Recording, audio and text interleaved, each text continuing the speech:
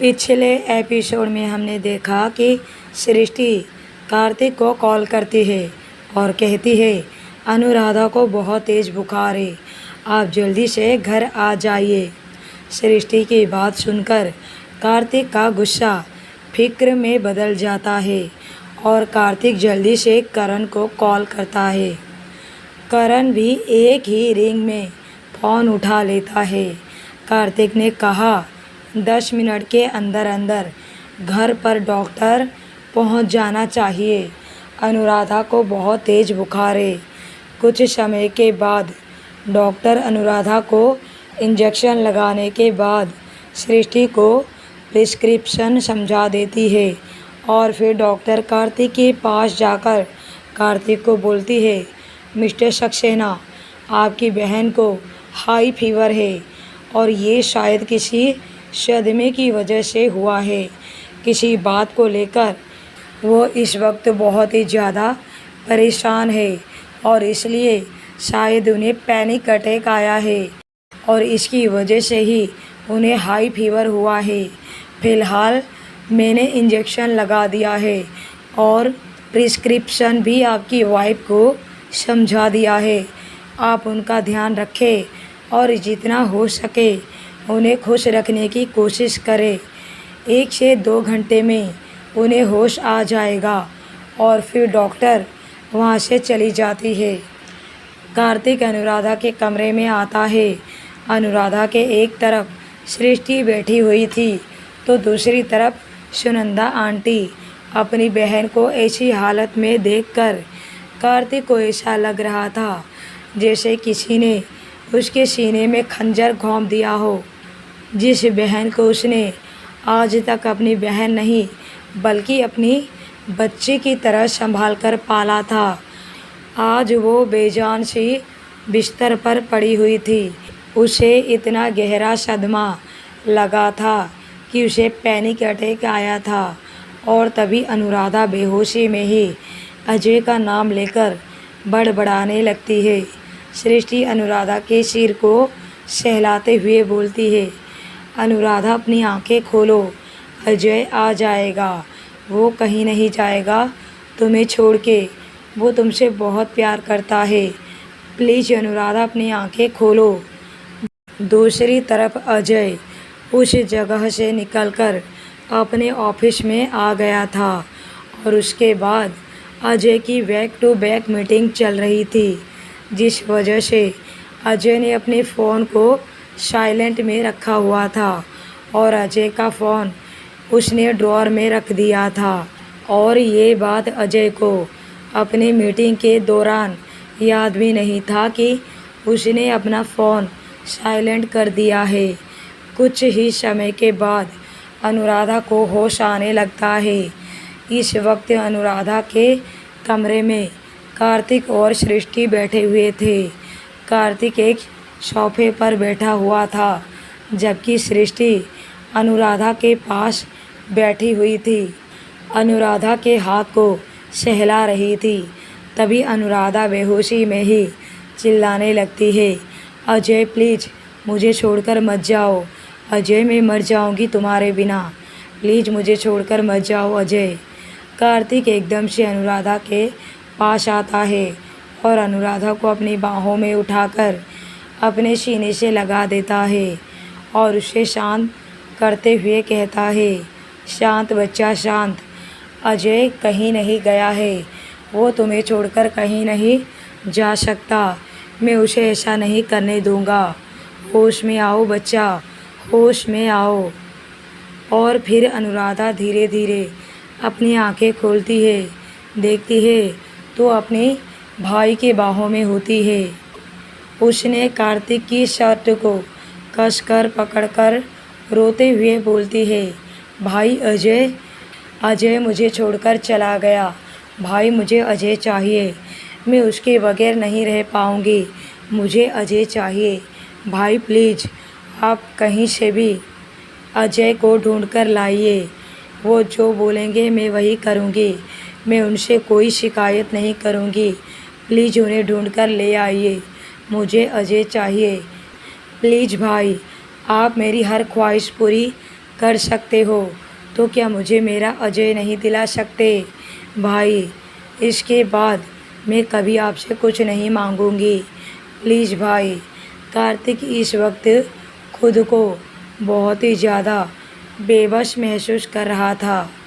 उसे अजय के ऊपर बहुत ही ज़्यादा गुस्सा आ रहा था।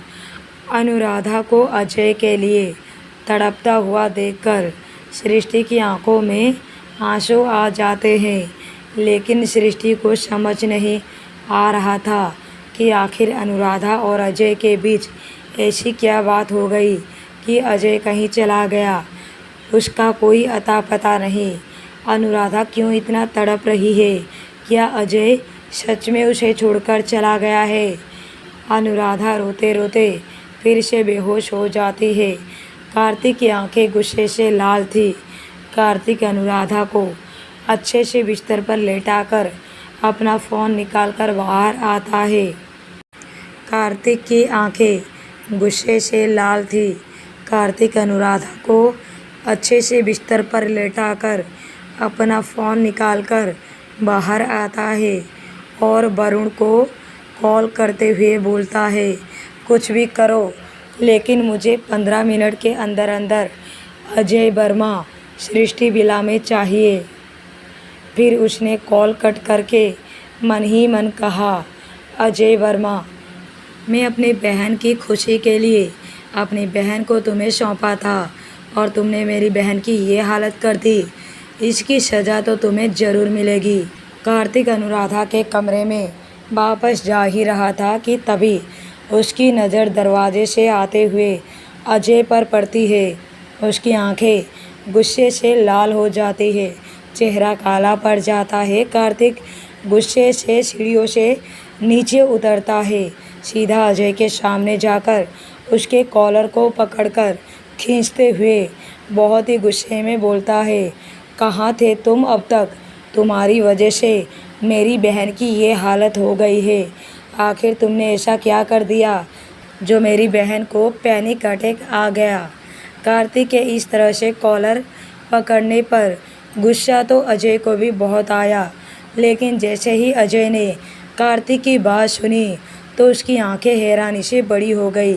उसने अपना कॉलर छुड़ाकर सीधा अपने कमरे की तरफ भागता है। अजय को देखकर सृष्टि को भी थोड़ा गुस्सा आता है, लेकिन सृष्टि अपनी जगह से हट जाती है और अजय अनुराधा के पास बैठकर अनुराधा के गाल को थपथपाते हुए बोलता है, जान जान क्या हुआ तुम्हें? आंखें खोलो अपनी। सृष्टि अजय के कंधे पर हाथ रखकर थोड़ा गुस्से में बोलती है, बेहोश है। अभी थोड़ी देर पहले तुम्हारा नाम लेते हुए रो रही थी और रोते रोते बेहोश हो गई। आखिर तुम थे कहाँ रात भर? ऐसा क्या हो गया तुम दोनों के बीच जो अनुराधा की ऐसी हालत हो गई? अजय ने अनुराधा को अपने सीने से लगाते हुए बोलता है, तुम सब लोग ऐसे क्यों खड़े हो? किसी ने डॉक्टर को क्यों नहीं बुलाया? सृष्टि ने गुस्सा होते हुए कहा, हम तुम्हारे आने का इंतज़ार कर रहे हैं। हमने डॉक्टर को पहले से ही बुला लिया था। डॉक्टर अनुराधा को चेक करके जा चुका है और वैसे अनुराधा को डॉक्टर की नहीं तुम्हारी ज़रूरत है, क्योंकि वो बेहोशी में भी तुम्हारी ही नाम ले रही है और जब होश में आई तो तुम्हारा नाम लेकर ही रो रही थी। सच कहो, क्या हुआ तुम दोनों के बीच? तभी अजय को अनुराधा की आवाज़ सुनाई देती है, जो बेहोशी में भी बड़बड़ा रही थी, अजय प्लीज़ मुझे छोड़कर मत जाओ, वापस आ जाओ, प्लीज़ मुझे छोड़कर मत जाओ, मैं तुम्हारे बगैर जी नहीं पाऊँगी, वापस आ जाओ, मुझे छोड़कर मत जाओ। अनुराधा की आवाज़ बहुत ही धीमी थी, लेकिन फिर भी अजय को साफ सुनाई दे रही थी। अजय अनुराधा को अपने सीने से लगाकर बोलता है, मैं यहीं हूँ जान, मैं कहीं नहीं जा रहा हूँ तुम्हें छोड़कर और ना ही कभी जाऊँगा। आंखें खोलो, देखो मुझे, मैं यहीं हूँ तुम्हारे पास। कार्तिक भी दरवाजे पर खड़ा होकर अनुराधा और अजय दोनों को ही देख रहा था। इस वक्त उसके चेहरे पर कोई भी एक्सप्रेशन नहीं थे। कार्तिक बस अपने सख्त और सर्द नज़रों से अजय और अनुराधा को देख रहा था। कार्तिक की हाथों की मुट्ठी कसी हुई थी। कार्तिक को अनुराधा को देखकर ऐसा लग रहा था जैसे किसी ने उसके सीने से जान निकालकर किसी पिंजरे में बंद कर दी हो। सृष्टि भी कार्तिक को देख रही थी और जब कार्तिक खुद पर कंट्रोल नहीं कर पाता तो वहाँ से चला जाता है। कार्तिक गुस्से से अपने कमरे में जाता है और बेड के किनारे रखा हुआ टेबल लैंप को उठाकर गुस्से में ज़मीन पर पटक देता है। कार्तिक के ऐसे रिएक्शन से सृष्टि डर से 2 कदम पीछे हो जाती है। कार्तिक पीछे मुड़कर देखता है तो सृष्टि डरी सहमी सी दरवाजे के पास खड़ी थी। कार्तिक सृष्टि को देखकर थोड़ा गुस्से में चिल्लाकर बोलता है, सृष्टि मेरा दिमाग बहुत ख़राब है और मैं तुम्हें हर्ट नहीं करना चाहता, इसलिए प्लीज़ यहाँ से चली जाओ। लेकिन फिर भी सृष्टि वहाँ से नहीं जाती, दरवाजे पर ही खड़ी रहती है और अपनी डरी सहमी नज़रों से कार्तिक को देख रही थी। फिर सृष्टि को कार्तिक की बहुत ही ज़ोरदार आवाज़ सुनाई देती है जिससे सृष्टि अंदर तक कांप जाती है। तुम्हें सुनाई नहीं दिया मैंने क्या कहा? जाओ यहाँ से। कार्तिक की बात सुनकर सृष्टि की आंखों में आंसू आ जाते हैं और सृष्टि अपने आंसू पोंछते हुए वहाँ से चली जाती है। दूसरी तरफ अजय का कमरा। अजय अनुराधा को सीने से लगाए हुए उसे शांत करने की कोशिश कर रहा था, लेकिन अनुराधा की बेहोशी की हालत में भी उसकी सिसकी निकल रही थी। उसका बड़बड़ाना बंद नहीं हो रहा था। अजय कसकर उसे अपनी बाहों में भर लेता है। कुछ देर के बाद अनुराधा को होश आता है। जब उसे होश आता है तो वो खुद को अजय की बाहों में पाती है। अजय ने उसके माथे को चूमते हुए कहा, तुमने सोच भी कैसे लिया कि मैं तुम्हें छोड़कर चला जाऊंगा? तुम्हें तो मुझे सारी ज़िंदगी झेलना पड़ेगा। अब जो भी हूँ, जैसा भी हूँ, तुम्हारा हूँ और तुम सिर्फ मेरी हो। अजय की आवाज़ सुनकर अनुराधा को रियलाइज होता है कि सच में अजय उसके सामने है। अनुराधा ने भी कसकर अजय को अपने सीने से लगा लेती है।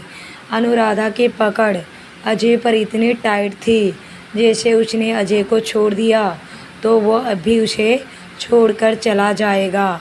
अनुराधा की पकड़ में अजय भी अनुराधा के डर को महसूस कर पा रहा था। अजय भी अनुराधा को अपने सीने से चिपका लेता है। अगले दिन सुबह कार्तिक तैयार होकर डाइनिंग टेबल पर आकर बैठ जाता है। सुनंदा आंटी आकर कार्तिक को ब्रेकफास्ट सर्व करती है। कार्तिक ने चारों तरफ देखा, उसे सृष्टि कहीं दिखाई नहीं देती है। उसने सुनंदा आंटी से पूछा, वाइफी कहाँ है? सुनंदा आंटी ने कहा, सृष्टि बिटिया सुबह सुबह मंदिर चली गई है। नवरात्रि चल रही है ना, तो शायद मंदिर में भीड़ होगी, इसलिए बिटिया को आने में इतना समय लग गया। कुछ देर में आ जाएगी। कार्तिक को अपने दिल में कुछ खालीपन सा महसूस होता है, लेकिन फिर भी कार्तिक अपने ख्यालों को झटक कर अपने ऑफिस के लिए निकल जाता है। आज कार्तिक के ऑफिस में थोड़ी हलचल थी। कुछ लड़कियों की नज़रों में किसी की खूबसूरती चुभ रही थी, तो लड़के जो आज ऑफिस में बिना मन के काम कर रहे थे, क्योंकि उनका ध्यान तो कहीं और ही था। जी हाँ, ये खूबसूरत की मलिका कोई और नहीं बल्कि सृष्टि ही थी। उसने सुनंदा आंटी को समझा दिया था कि अगर कार्तिक कुछ पूछे तो बता देना कि मैं मंदिर गई हूँ। सृष्टि ने आज से ही अपनी जॉब स्टार्ट कर ली थी। वैसे भी सृष्टि का काम तो डिजाइनिंग डिपार्टमेंट में था। उसे लगा था कि उसकी मुलाकात कभी ऑफिस में कार्तिक से होगी ही नहीं, इसलिए सृष्टि ने सोचा कार्तिक को ना बताकर वो जॉब स्टार्ट कर दे। और वैसे भी उसे जॉब सिर्फ कुछ महीनों के लिए ही करनी थी। उसे सिर्फ एक्सपीरियंस चाहिए था। जिसके लिए उसने यहाँ पर अप्लाई किया था। कुछ महीने काम करने के बाद सृष्टि को जॉब छोड़ ही देना था, लेकिन शायद सृष्टि के ज़िंदगी में कोई और ही तूफान आने वाला था। अब सृष्टि अपनी जॉब कंटिन्यू कर रही थी और ऐसे ही काम करते हुए सृष्टि को 15 दिन हो चुके थे। कार्तिक ने भी बस पहले ही दिन सुनंदा आंटी से पूछा था कि सृष्टि कहाँ है। उसके बाद उसने एक बार भी नहीं पूछा कि सृष्टि कहाँ है, और इन 15 दिनों में सृष्टि कार्तिक के सामने बिल्कुल भी नहीं आई थी। सुबह के वक्त कार्तिक से पहले ही सृष्टि चली जाया करती थी। रात में कार्तिक के घर आने से पहले ही सृष्टि सो जाया करती थी। एक अजीब सी खामोशी और ना दिखने वाली दीवार सृष्टि और कार्तिक के बीच में आ गई थी, और सृष्टि इस बात को अच्छे से समझ रही थी, और सृष्टि इस बात से अंदर ही अंदर बहुत ज़्यादा दुखी थी। दूसरी तरफ हॉस्पिटल में अनुराधा एक पेशेंट को एग्जामिन कर रही थी। इस पेशेंट के चेहरे पर पट्टियाँ बंधी हुई थी, शरीर पर जगह जगह चोटें लगी हुई थी, और उसके हाथ कलाई से टूट गई थी। ये सब देखकर अनुराधा को उस आदमी के लिए बहुत ही ज़्यादा बुरा लग रहा था। पता नहीं लोग इतनी बेरहम कैसे बन जाते हैं। किसी ने जानवरों की तरह इस आदमी के हाथ को तोड़ दिया है।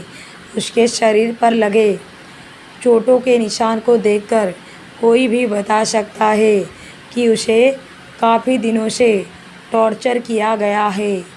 उस आदमी के साथ 2 हट्टे कट्टे आदमी भी थे, जो देखने में कोई बॉडीगार्ड लग रहे थे। क्या आप उनकी फैमिली है? उनकी ये हालत किसने की? आप लोगों ने पता किया? अनुराधा की बात सुनकर एक आदमी ने अपने मन में सोचा, अब इस मैडम को कैसे बताएं कि इस आदमी की ऐसी हालत करने वाला इसका पति ही है। जी हाँ, ये कोई और नहीं बल्कि जैकी ही था, जिसकी अजय ने ऐसी हालत कर दी थी। अब तो वो खड़ा होने के लायक भी नहीं बचा था। जब जैकी को अनुराधा के अस्पताल में लाया गया था तो उसके चेहरे पर और हाथों में पट्टियाँ बंधी हुई थी। उसके चेहरे की पट्टियों से अनुराधा उसे पहचान नहीं पाती है। उसने उस बॉडीगार्ड से पूछा, ये तो पुलिस केस है, आपने पुलिस को बताया? आपने कंप्लेंट तो लिखवाया है ना? अनुराधा की बातें सुनकर दोनों बॉडीगार्ड अलर्ट हो जाते हैं। मैडम, हमें तो ये सड़क के किनारे पर पड़ा हुआ मिला था। अब इंसानियत के नाते हम इसे उठाकर हॉस्पिटल ले आए। बाकी तो ना हम इसके फैमिली को जानते हैं और ना ही हमने कोई पुलिस केस किया है। अनुराधा दोनों की बातें सुनकर अपनी गर्दन हाँ में हिला देती है। ठीक है, वैसे आप दोनों ने बहुत ही अच्छा काम किया है। आजकल ऐसे लोग बहुत ही कम मिलते हैं जो दूसरों की मदद करते हैं। कोई बात नहीं, आप जा सकते हैं। हॉस्पिटल इनका अच्छे से ध्यान रखेगा और इनकी फैमिली को भी इन्फॉर्म कर देगा, पुलिस को भी। यहाँ सक्सेना इंडस्ट्री में सृष्टि अपने कैबिन में बैठकर काम कर रही थी। आज सृष्टि का वर्कलोड कुछ ज़्यादा ही था। सृष्टि थक गई थी। उसने अपने लिए कॉफ़ी लेने के लिए कैंटीन की तरफ जाती है। सृष्टि अपनी कॉफ़ी लेकर आ ही रही थी कि तभी सृष्टि की नज़र एक लड़की पर पड़ती है। वो लड़की सृष्टि को जानी पहचानी लग रही थी, इसलिए सृष्टि ने थोड़ा ध्यान से उस लड़की को देखा। उस लड़की ने ब्लैक कलर की शॉर्ट 1 पीस ड्रेस पहनी हुई थी। चेहरे पर बहुत सारा मेकअप था। पैरों में ब्लैक कलर की हाई हील पहने टक टक करते हुए अपनी कमर मटका कर जा रही थी। लड़की देखने में काफ़ी खूबसूरत थी। सृष्टि जब उस लड़की को पहचान जाती है तो उसकी आंखें हैरानी से बड़ी हो जाती है। मयूरी, मयूरी यहाँ क्या कर रही है? तभी उसके पीछे उसके कंधे पर कोई हाथ रखता है। सृष्टि मुड़कर पीछे देखती है तो बानी थी। बानी ने कहा, सृष्टि मेरा एक काम कर दो प्लीज़, बॉस को ना कॉफ़ी चाहिए तो तुम उन्हें दे दो कि मुझे बहुत ही ज़रूरी काम से बाहर जाना है। सृष्टि ने मुस्कुराकर कहा, कोई बात नहीं, तुम जाओ बानी, आराम से जाओ, मैं रमेश सर को कॉफ़ी दे दूँगी। बानी ने कहा, अरे नहीं नहीं, रमेश सर को नहीं, कार्तिक सर को कॉफ़ी चाहिए, और हाँ, उनकी गर्लफ्रेंड भी आई हुई है तो उनके लिए भी कॉफ़ी लेकर जाना है, ठीक है? प्लीज़ मेरा बस ये काम कर दो, मैं बस थोड़ी ही देर में आ जाऊंगी। ये बोलकर बानी भागते हुए वहाँ से चली जाती है और बानी की बात सुनकर सृष्टि जैसे सदमे में चली जाती है। लेकिन जल्दी से सृष्टि अपने आप को संभाल भी लेती है और वापस से कैंटीन में जाकर 2 कप कॉफ़ी ट्रे में लेकर कार्तिक के कैबिन की तरफ जाने लगती है। उसने बिना नॉक किए दरवाज़ा खोला क्योंकि वो जानती थी कि इस वक्त मयूरी कार्तिक के कैबिन में है, इसलिए उसने बिना नॉक किए दरवाज़ा खोला। सृष्टि धीरे से अंदर जाती है और जैसे ही अंदर जाकर सामने का नज़ारा देखती है तो उसके हाथों से कॉफ़ी का ट्रे नीचे गिर जाता है। कार्तिक अपने कुर्सी पर बैठा हुआ था और मयूरी कार्तिक के बिल्कुल ऊपर झुकी हुई थी।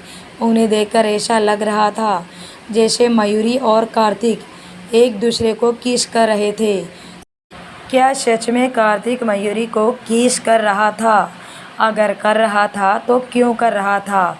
आगे की कहानी जानने के लिए बने रहिए लव आफ्टर डिवोर्स पर।